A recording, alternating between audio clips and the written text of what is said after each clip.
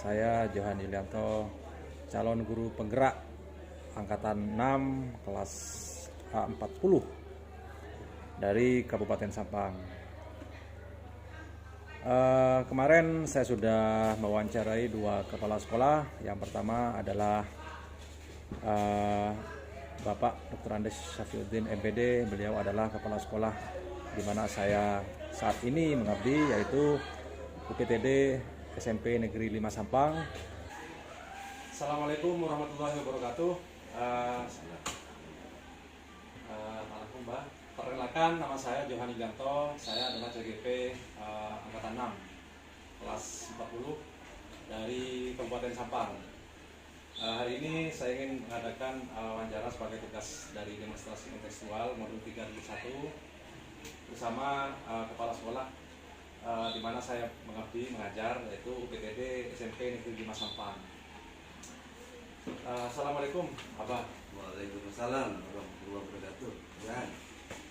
Gimana kabarnya, Abah? Alhamdulillah, syukurillah sehat. Ya. Mohon maaf, saya minta waktunya sebentar, Abah. Boleh. Dan satunya adalah Bapak Jumadi Hadi Saputro. Beliau adalah kepala sekolah UPTD SMP Negeri 1 Pangarengan. Assalamualaikum warahmatullahi wabarakatuh. Saya Johan Yulianto, calon guru penggerak Angkatan 6 kelas 40 dari Kabupaten Sampang.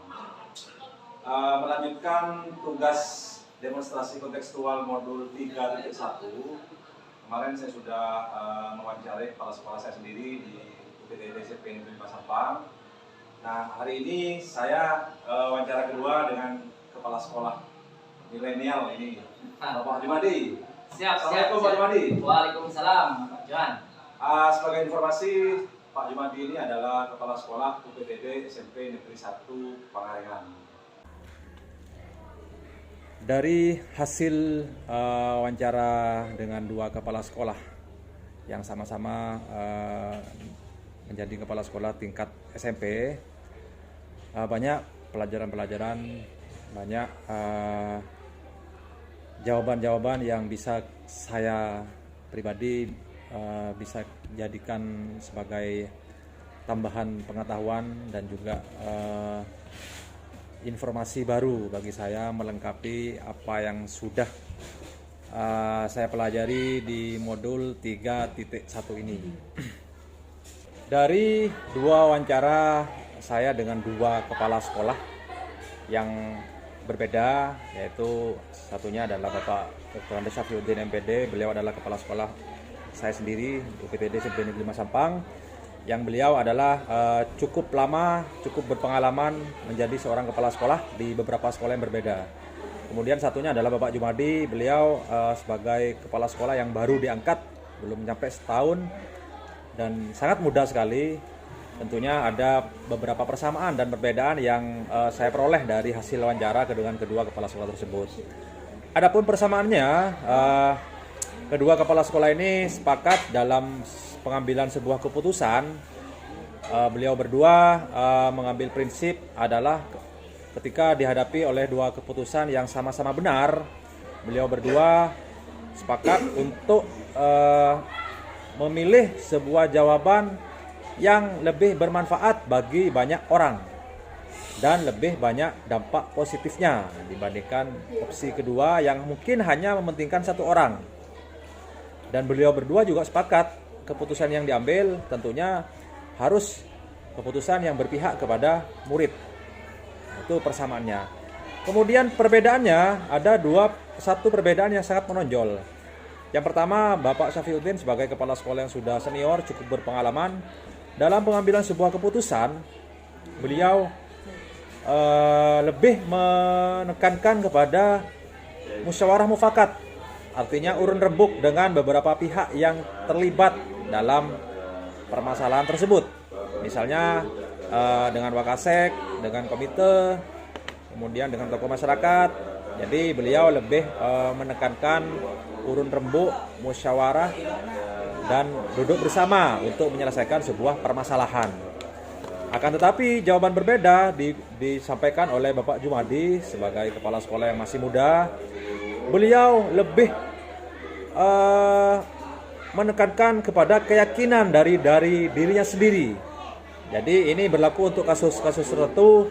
Pak Jumadi ini mengambil prinsip kalau saya bisa menyelesaikan sendiri dan saya yakin jawaban saya benar, maka beliau langsung putuskan saat itu juga tanpa melibatkan orang lain. Jadi ada dua perbedaan yang mencolok dari dua kepala sekolah yang saya wawancari tersebut. Dari hasil wawancara dengan kedua kepala sekolah yang sudah saya lakukan, ada beberapa pertanyaan yang masih mengganjal dalam wawancara yang sudah saya lakukan dengan dua kepala sekolah yang kebetulan sama-sama kepala sekolah tingkat SMP, yang tentunya beberapa jawaban yang dikemukakan oleh kepala sekolah ini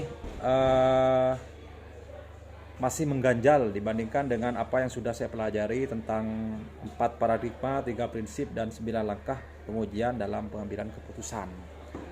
Jadi ada kalanya sebuah keputusan itu diambil sesegera mungkin tanpa harus mempertimbangkan hal-hal yang berkaitan dengan 4 paradigma, 3 prinsip maupun 9 langkah pengujian. Jadi dua kepala sekolah ini menyampaikan ada beberapa kasus yang harus segera diambil keputusan secepatnya.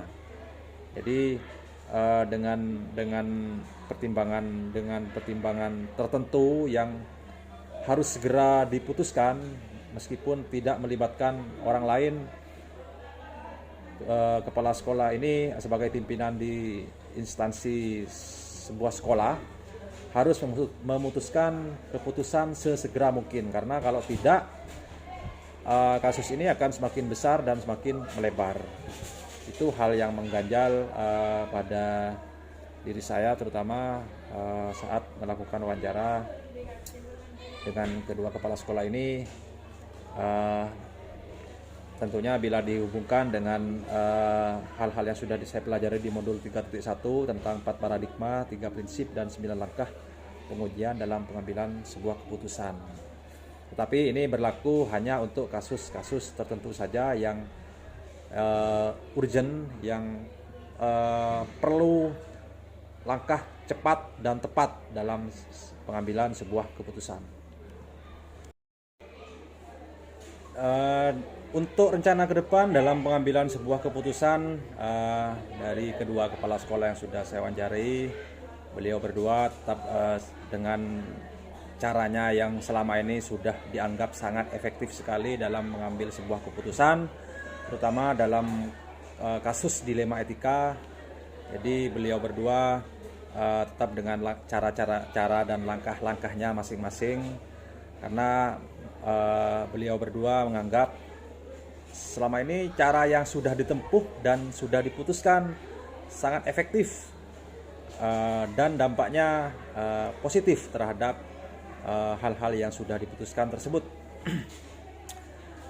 Beliau berdua dalam mengukur efektivitas pengambilan keputusan mereka, jawaban yang saya peroleh dari beliau berdua, beliau memberikan sebuah jawaban bahwasanya keputusan yang sudah diambil adalah sebuah keputusan yang efektif jika lebih banyak berdampak positif bagi banyak orang. Artinya keputusan yang sudah diambil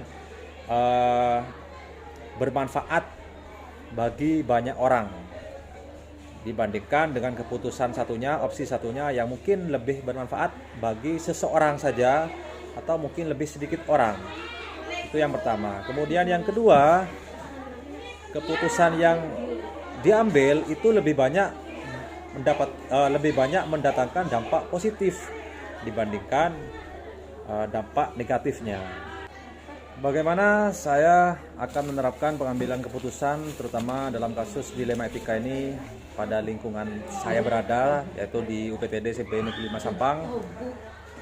ketika berhadapan dengan murid-murid, dengan kolega, dengan teman-teman guru dan juga yang lainnya, tentunya saya akan berusaha untuk menerapkan apa-apa yang sudah saya peroleh dari mempelajari modul 3.1 ini, terutama yang berkaitan dengan 4 paradigma, 3 prinsip dan juga 9 langkah pengujian, dipadukan dengan hasil wawancara saya, hasil sharing saya, hasil belajar saya ketika mewawancarai kedua kepala sekolah, tentunya dengan jawaban-jawaban beliau berdua, pengalaman-pengalaman beliau berdua yang sudah lama berkecimpung sebagai pimpinan di sebuah sekolah, dan apa-apa yang sudah diputuskan terbukti sangat efektif sekali untuk memutuskan sebuah pilihan yang sama-sama benar, terutama dalam kasus dilema etika ini. Jadi saya akan memadukan semua teori-teori, materi-materi yang sudah saya peroleh di modul 3.1 ini, ditambah juga memadukan atau mengadopsi hal-hal positif dari pengalaman-pengalaman dari dua kepala sekolah yang sudah saya wawancari. Mulai kapan akan menerapkan, yaitu ketika saya menghadapi sebuah kasus dilema etika, terutama dalam proses pembelajaran di kelas maupun ketika menghadapi kasus-kasus terutama di sekolah, ketika berhadapan dengan kolega, dengan teman-teman guru maupun dengan pihak-pihak lain di lingkungan sekolah.